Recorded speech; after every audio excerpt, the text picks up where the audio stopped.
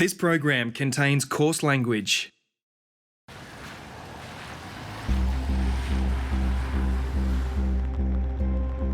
Homes are still inundated and the SES continues to perform rescue after rescue. Australia is in the grip of a relentless flood emergency. I would have thought you'd get this once in a lifetime, not 3 times in 15 months. How do you feel about living here, guys, in a house that floods so much? Bad. I want to change houses. He wants to change houses. Yeah. Managed to get out? Only for the SES and the boat people. That's the only way. So close actually. Yeah, it's so close. Not good. There was a point in time where I actually didn't believe that we were going to get out of this alive. Please send help, because it's getting pretty fucking real. Got a helicopter over the top of us now.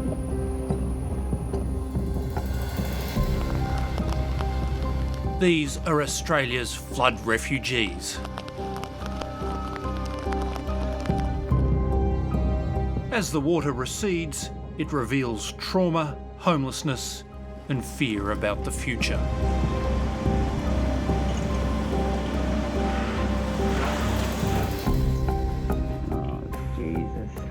I don't want to be camping for the next 12 months.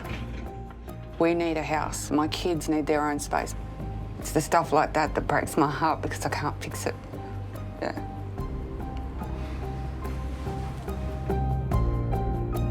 Council can't do it. It's as simple as that. We need the state and the federal government to help us. Authorities can't cope with the colossal scale of these disasters. Yet the same mistakes are being repeated, and every year more people are in harm's way. They're called floodplains. The houses should not be built on them. Somewhere along the line, someone got greedy and decided that that's a good place to build houses.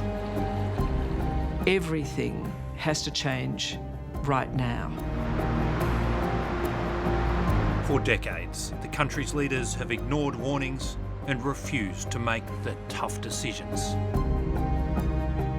As towns and suburbs continue to go under, we are at a critical moment where the choices made now will determine whether we repeat this misery for generations to come.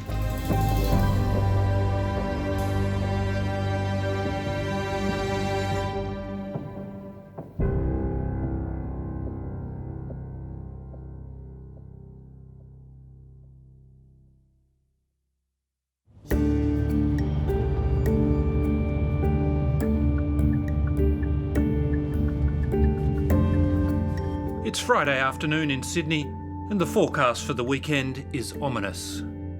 Minor to major flooding possible, and that does include parts of the Hawkesbury and Nepean rivers, and also some of the rivers towards the Hunter, down towards Illawarra as well.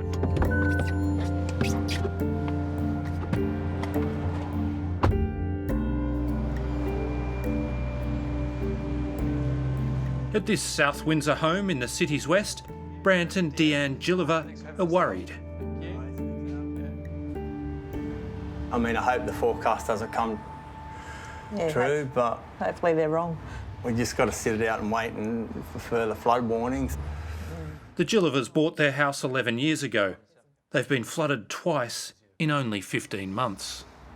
And so, did you realise back then that it was flood prone?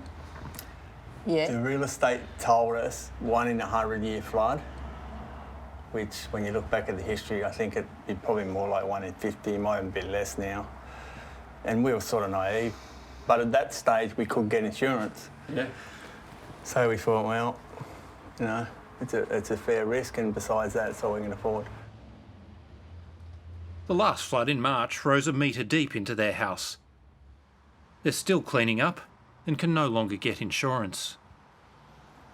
And again, in here, it was, you know, this high. And if you had known, with the benefit of hindsight, what would happen, would you have bought here? No. No way. I wouldn't put anyone through that. No.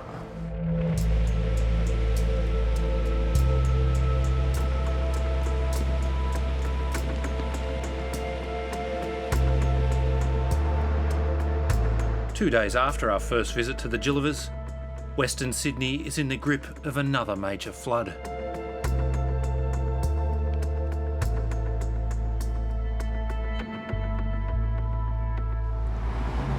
Just feeling of disbelief. It's happening again. Like, it's only been, 4 months? Like, sick of the weather, sick of the floods. And Deanne, how are you feeling?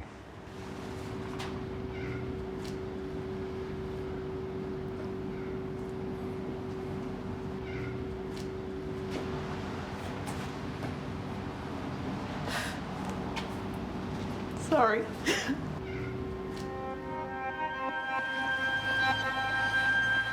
Dozens of evacuation orders and warnings are issued as the forecast worsens.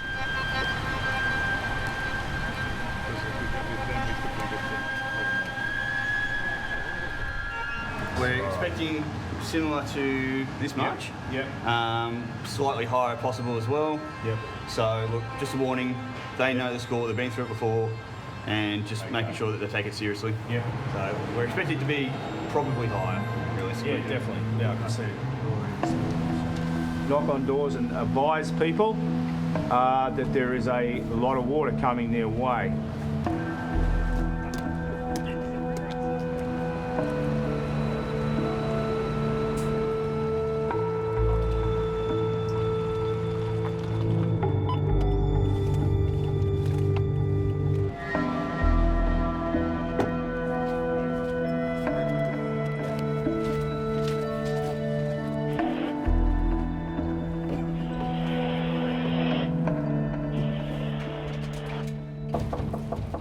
This is just evacuation warning notice. Yep. All right, so just be prepared. What are they? No idea what the height's going to peak at. So at this stage, they are predicting it could be the equivalent to last year, if not a bit more. So they're expecting winds to peak around about 13.2, 13.3, but they are saying it may go higher. Hey mate, how are you? So the main thing is have a plan and work out what you're going to do. Yeah. Because if the evacuation order means most likely power is going to get cut and things like that to the area of the sewage. All right. All right, mate. Again, yeah. Fortunate. Take care. Hawkesbury's flooded for hundreds of years, right? It's not something new, so people living in the area understand that it floods. What do you think when you see more and more developments in this valley? Very frustrating. The developments are changing, things like the watercourses, local flooding changes. You think some of those developments shouldn't go ahead? Look, on a personal front, I think there needs to be some careful planning. Very careful planning, because I think the more development that comes into this area, the greater the risk increases.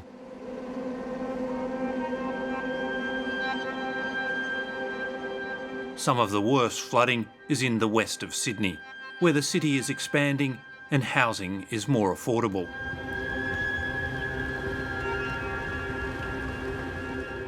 With suburbs underwater yet again, there's a renewed debate about whether we should be building on the floodplains here at all. We are continuing to put greenfield development onto the floodplain. We already have, I think it's about 134,000 people who live and work in areas that suffer flooding on a regular basis. We cannot afford to put people in places that are at high risk. So it means that there may well be areas that do not get developed in the future. You shouldn't be building in areas that are seriously flood prone, particularly where it might involve risk to life. However, these are always going to be difficult and complicated decisions because there is a strong consumer demand for purchasing larger properties in the outskirts of Sydney. After 3 days of rain, the flood reached the Gillivers' home. Right, Monday morning, about 9:30. It's starting to come up the driveway and front yard now.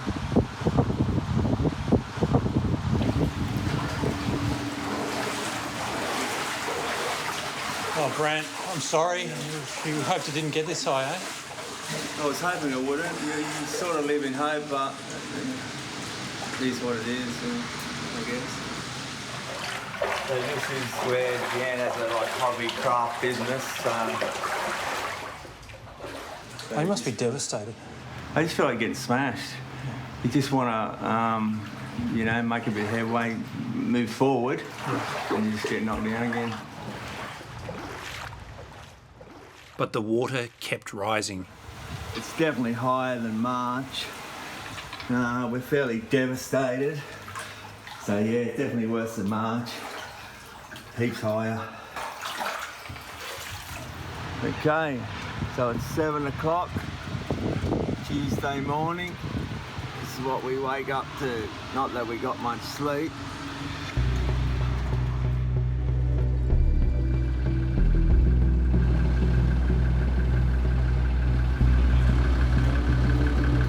With roads cut and rescues underway, the New South Wales Premier was asked whether it was time to rethink the future of flood-prone suburbs. Look, I think that would be premature. I mean, what we're focused today on is making sure we keep people safe. In the northern rivers of New South Wales, people are still waiting for answers 5 months after their catastrophic flood that killed 5 people. This community is struggling to cope with the scale of the challenges.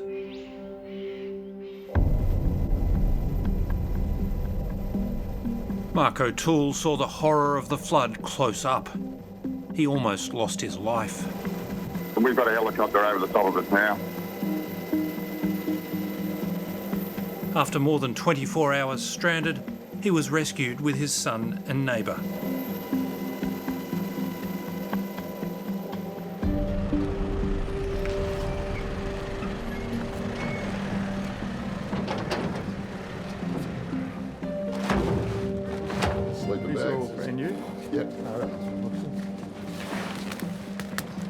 I think it's a Red Cross coming out there today as well.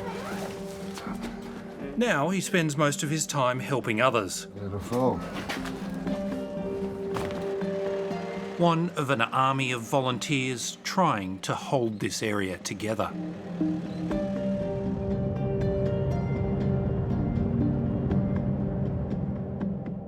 Be out there probably in about another hour. I'm just leaving Ballina, mate.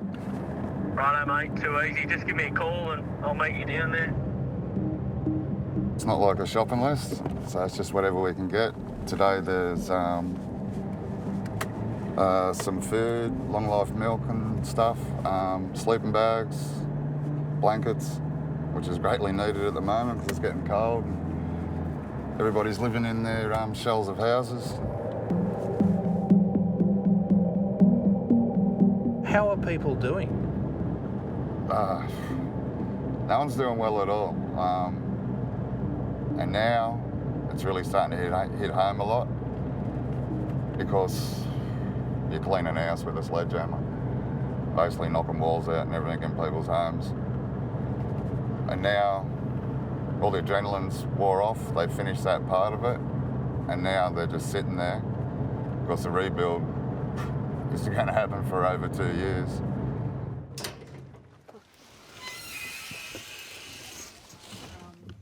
In Coracai, the repairs haven't begun at Binny McGilligan's rented home. So how high did it get here? You can see it was probably about here. Yeah, okay. That's my lock. So you can see kind of where you can walk. Just watch the floor, eh? I try not to come in here too much. I'm really paranoid about the mould. You've got it everywhere too, eh? It's pretty much untouched. Why has no one come in to help fix it up? I keep getting told it's an IH&S because of the flooring. Right. So no one will help you fix it up because it has to be really fixed up? Yeah. How many of you lived here? There was me and my 5 kids. And how do you feel now, looking at what your house has become? It's really hard to not be able to provide a home for my kids. Can't get rentals, you can't get anything. It's like you're stuck. It's really hard. And with no time frame at all for when things are going to be better? I think maybe that would make me feel a little bit better if I had, and I've always said it, if I had a plan.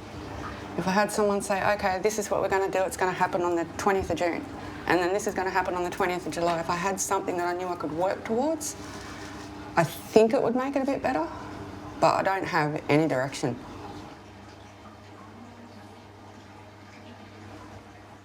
Binny McElligott and her children are living with her sister until they figure out what's next. I honestly don't know what I would have done if Lorraine hadn't taken us in. We're there for each other. I cry on her shoulder, she cries on mine. And how many people are living in the house now, do you reckon, including the caravans and tents?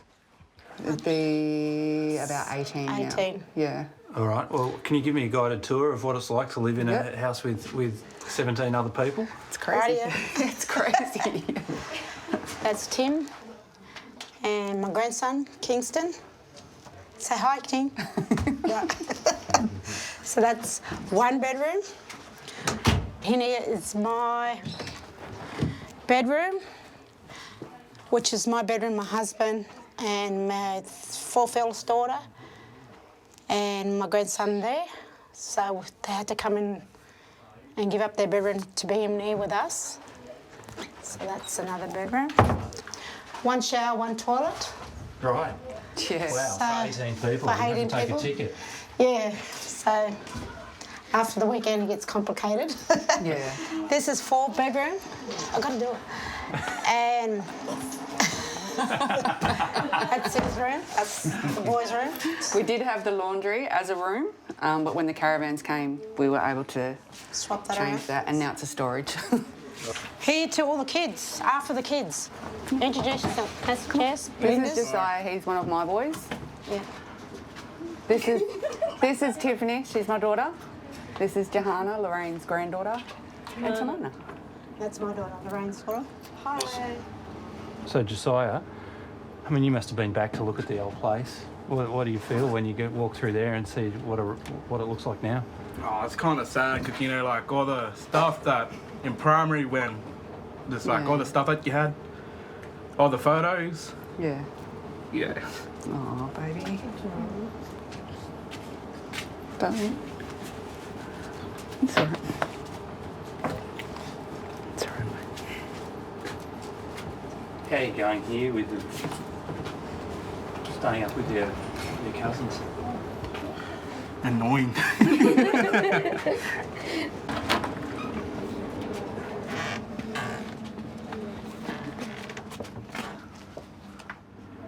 And this is the garage normally, obviously. Yep. Yeah. Kind of converted it into a somewhat home, I guess. Are you surprised to see how affected Josiah is by everything that's going on? I am. I knew, I knew that he was out of sorts. Like he's been in a tent for 4 months, you know. But I didn't expect him to get emotional when you asked him the question before. It's the stuff like that that breaks my heart because I can't fix it. Yeah. Yeah.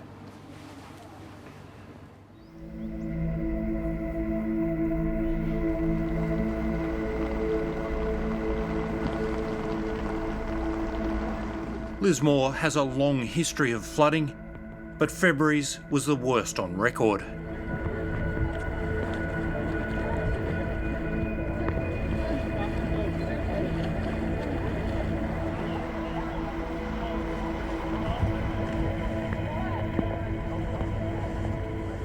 I've been through several floods in my lifetime through various jobs, but I've never seen anything to the scale of Lismore.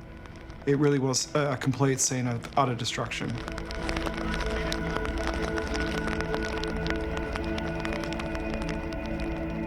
Lismore broke its record, established over 150 years, so it wasn't a short-lived record, not by a few centimetres, but by 2 metres, 2 and a bit metres. Impossible to imagine.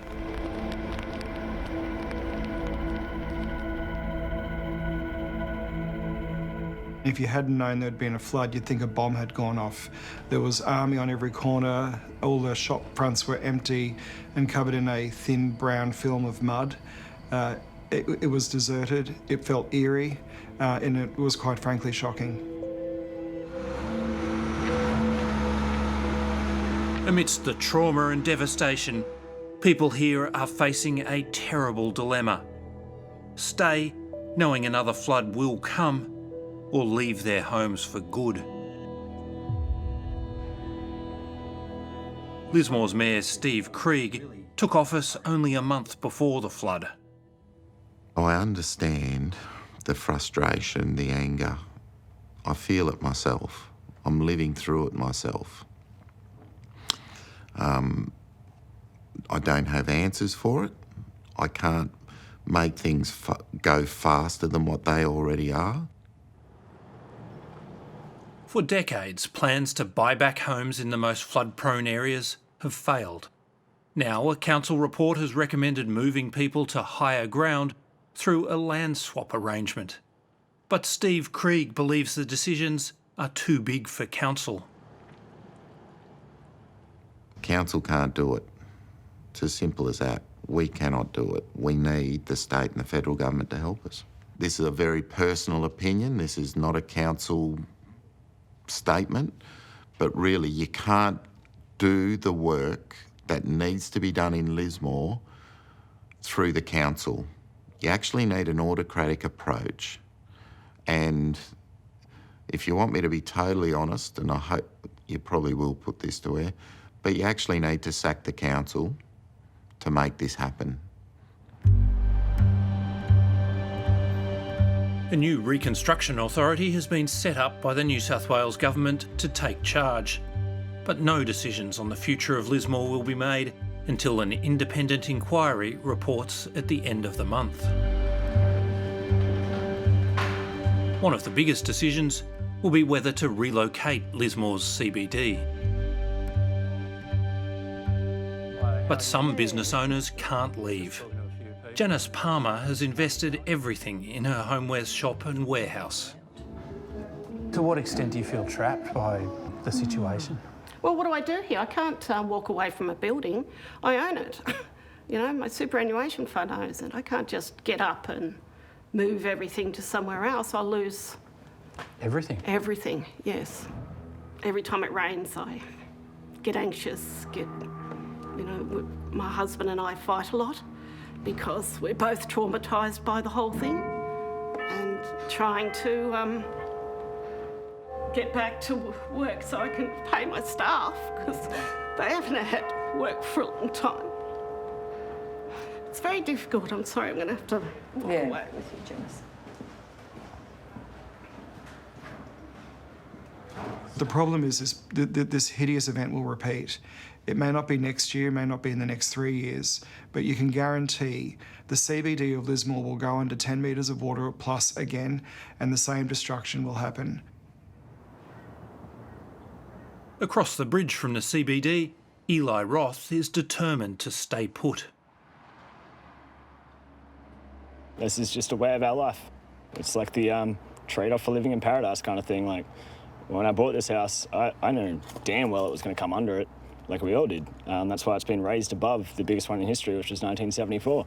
But it went from major catastrophic to next level really fast. We're getting the roof as the last resort. In February, Eli barely made it out. We're on the back roof. We managed to get up here with the dogs. If you could just tell the SES or police that we're on the back side of the roof and to please send help, because it's getting pretty fucking real. I've been to my mate's funeral who actually drowned. I've buried my mother's animals who drowned. And then I got to pick up the pieces. We almost slipped and drowned. We spent on the roof 5 hours, watching just carnage. And then you got to come back and rebuild. And so why do you want to stay? Because it's my home. This is where I was born and raised. I want to save it. Have you seen behind me? I want future generations to enjoy this. It means a lot to me, so that's why I'm going to fight every day to try and save it. Grantham in Queensland is the town that tried to move out of harm's way after disastrous floods 11 years ago.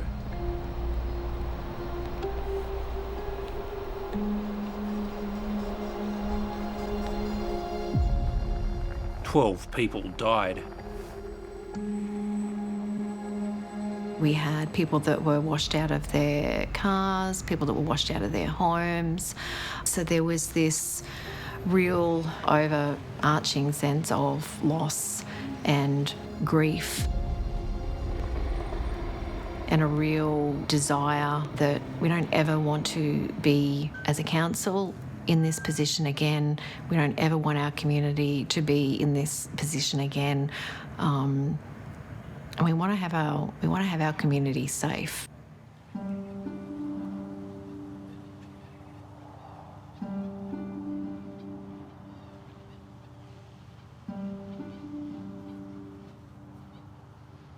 Much of the town was relocated to higher ground as part of a land swap deal funded by the federal, state and local governments. We were first in, yes. So, we've been there for... Tanya Hooper was one of the residents who took up the offer. This all feels pretty new. Yeah, so this is the new park. This is the start of the new estate. So, yeah, so this is the start, you know.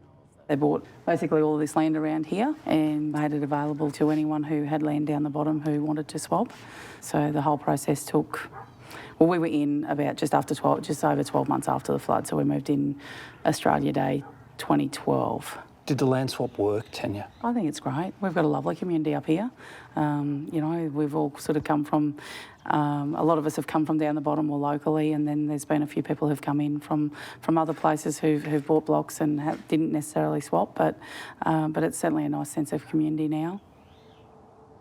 Moving just part of this small town was difficult and expensive. A decade on, the Lockyer Valley Regional Council still owes $6.3 million. Dozens of people still live in Old Grantham. Hey, Rebecca. How you going? How you going? Good, thank you.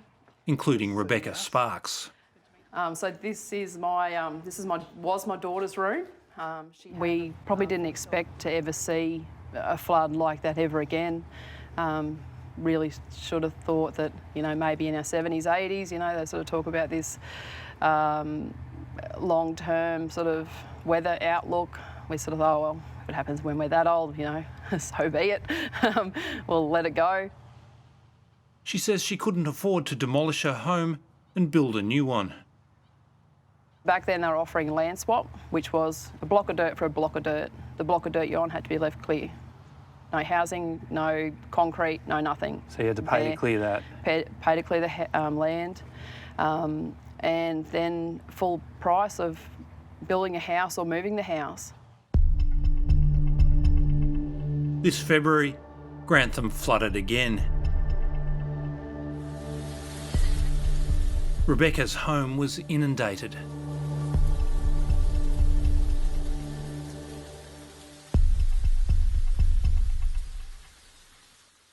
We need to move. It's vitally important, sorry, I'm going to get all choked up. It's vitally important, I think, that this part of the town is moved out. Yeah. It shouldn't be, you know, you shouldn't live here with that fear that something's going to happen. It used to be the flood water come in and went. It only come in about a foot deep and we knew how to live with that. And now it's, yeah, as soon as the water starts getting up a little bit higher, we just got to leave and see what we return to after. Rebecca Sparks is desperate for another land swap. We just sit here in limbo.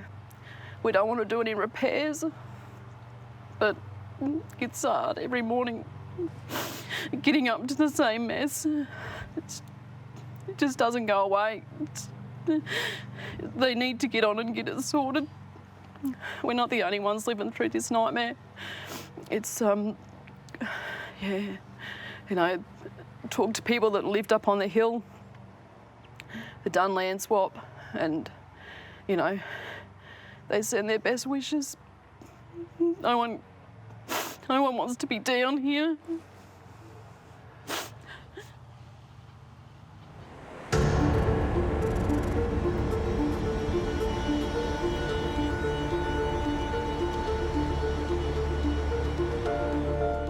In 2011, Brisbane was also hit with major floods and suburbs around the city went under.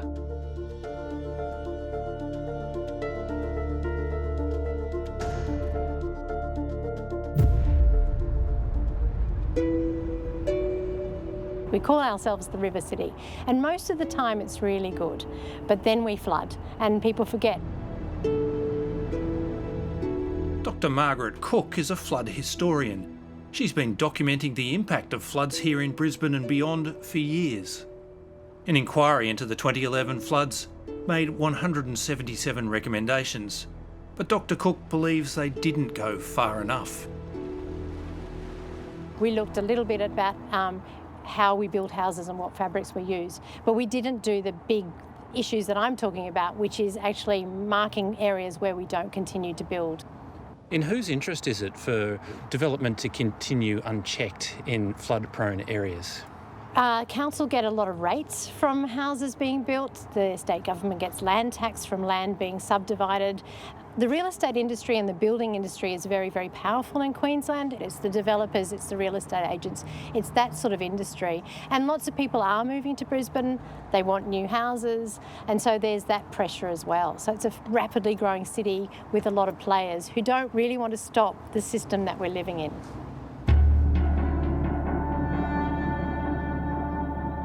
In February this year, Brisbane flooded again.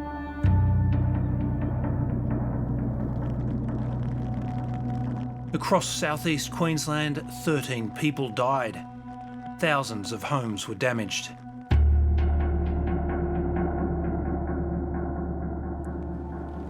Hey, Paul. G'day, mate. How are you? James Davidson. Paul Nice to Harding. meet you. How are we doing? Man, you guys got smashed. Yes, we did. It's amazing you're here, like, unbelievable. So that was our bathroom. Yep. This is what's left. In the wake of the floods, the state government wants homes to be more resilient to floodwater. It's hired architect James Davidson to help residents. We need to retreat from certain areas. We need to think about changing building types in other areas that suit population pressures and flooding. We need to reform building codes for more appropriate building material usage. And then we have to deal with the legacy of the people that still get flooded every now and then.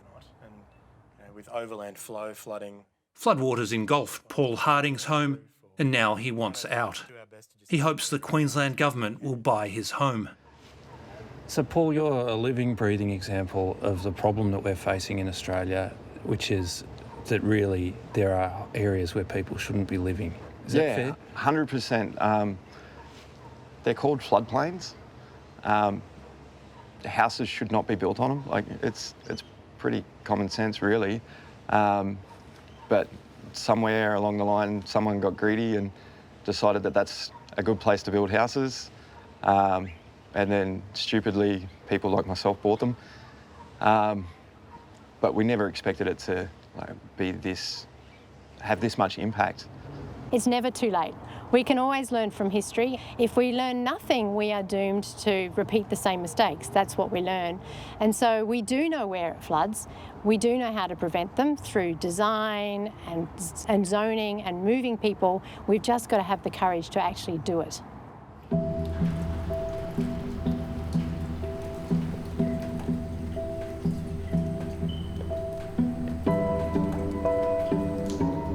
In Western Sydney, a new generation of homebuyers are moving onto the floodplain.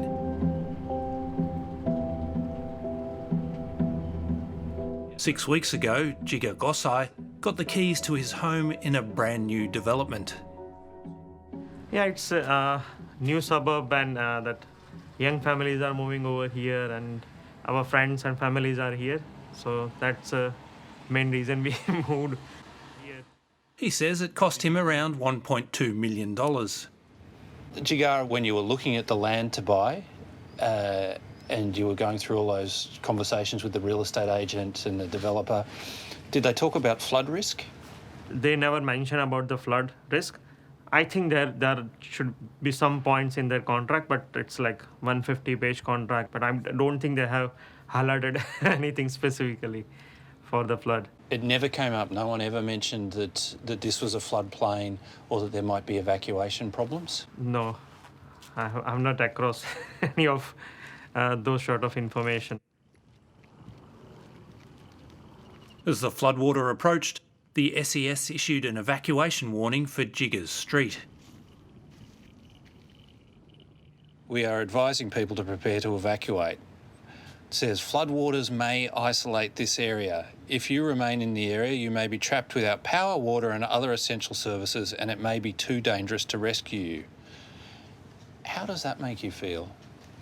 I think that's a scary part, or I was anxious. So still, like, since last 2 days, like it's difficult to sleep because I don't know what will happen. And especially the bad thing, it's life-threatening, as well as I have invested a lot more money, like my whole life's money in this house. So it's scary. The Planning Institute of Australia. Tom Forrest lobbies on behalf of property developers. I would say buyer beware. I would say that if you're buying a $1.2 million house in Western Sydney, you need to read that 200 pages of documentation as to all of the issues associated with your home. Back in 2017, Infrastructure New South Wales warned that the road networks here were insufficient to evacuate the people who lived in the Hawkesbury Nepean, but construction continued. Former New South Wales SES Deputy Director General Chaz Keys has been warning about the risk for years.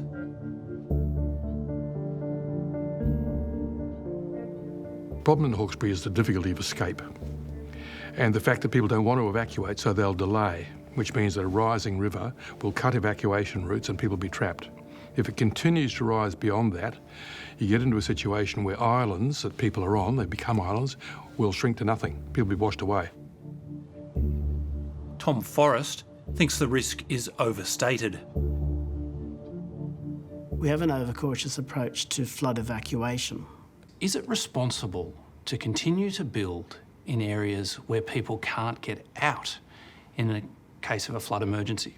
I question that. We have had a flood emergency come up about as quickly as we've ever seen a flood emergency in recent times, and I've not heard of roads being chocked with people who are stranded in flood-prone waters as yet. The New South Wales Government has paused residential rezoning on the floodplain, but there are still thousands of homes that have already been approved to be built. The head of the Insurance Council, Andrew Hall, says building there is a bad idea. It's already going to be a very expensive job protecting Western Sydney and the communities that live and work there from the risks that exist for flooding.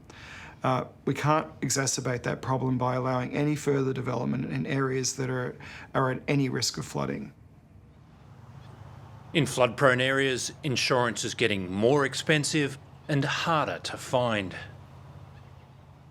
A sustainable insurance industry will only work when the premiums of the many pay the claims of the few. And in this instance, when we have a situation where you've got whole communities that are at risk, the insurance sector starts to become untenable. New homes must be built above the so-called 1 in 100 year level. That means there's a 1% chance of a flood reaching that height in any given year. I think the way we describe these benchmarks, 1 in 100 year, 1 in 500 year, is so confusing. Even though it doesn't mean that, people think it means this flood's going to come along once in 100 years. Whereas, as we've seen, you can have 2 1 in 100 year floods a few months apart. So I think that the terminology does not help people to understand what's going on. Last year, the then New South Wales Planning Minister Rob Stokes upset developers when he announced guidelines to address the increasing risk of floods caused by climate change. It's to ensure that we take a very precautionary approach when we look at future development, because we know that the nature of the risks we're facing are changing and amplifying, and that's a direct cause of climate change. Developers said the change created unnecessary red tape. It was a little bit of, if you like, I would call it self-indulgent window dressing from the minister as he was literally leaving the portfolio. Let's put down 9 new planning principles, and the 9 new planning principles will guide the system. That case was put to the incoming Minister for Planning. He agreed that this was unnecessary duplication involving unnecessary delay and cost. At a time where we have a housing supply crisis, we don't need delay and extra time taken. A very good afternoon, and can I also acknowledge the traditional owners upon whose lands we meet today and pay respects to elders past and present. Look, a ministerial reshuffle saw a new planning minister, Anthony Roberts, who dumped the guidelines. In April, he gave a speech to developers. There were too many principles and considerations which made your job of delivering homes for people harder. And can I say, I've heard you and the government's heard you. Why has your government dumped your guidelines that would have had us better prepared for floods in the future? Well, whatever approach is taken, and different ministers may have different approaches, the challenge we face is not going away. The challenge we face remains before us. There may be different approaches taken. The challenge is that the problem is there before us, and whatever solution's taken, the problem's not going to go away. At a moment like this, where we can look around us in New South Wales and see the absolutely devastating impacts of climate change and the dreadful things that it is doing to people's lives, it seems crazy to me that we would not be taking this into account in every decision that we make about planning and development. We can't continue with a business as usual approach in this space any longer. Everything has to change right now. For now, the New South Wales Premier isn't committing to moving people off the floodplains. It would be completely remiss of any good government to be sitting there and saying, well, we're just going to keep doing things the same way. Now, that doesn't mean you close towns. No, I have a strong view, particularly in the northern rivers and around the Hawkesbury region, that we want those towns to flourish. But that doesn't mean we can't do things better in the future. Well, I guess the most important thing up front is to not immediately start making decisions about where we shouldn't build in the middle of a flood crisis. It's really important that we step aside from the obvious emotions of the difficulties people are facing and not make knee-jerk responses that may sometimes be inflamed with passion. We're not learning from the floods of the past. No, we never do. It's amazing. We're a dumb species, really. I mean, this happens over and over again. It's repeated. We get to understand it to a considerable extent. We study it. We do a few things around the edges, and then we wait for the next one, and the next one's a Lismore.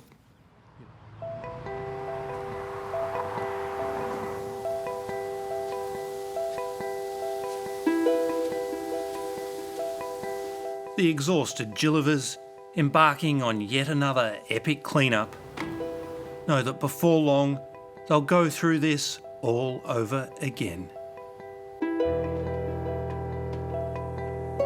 Tired. Tired. Over it.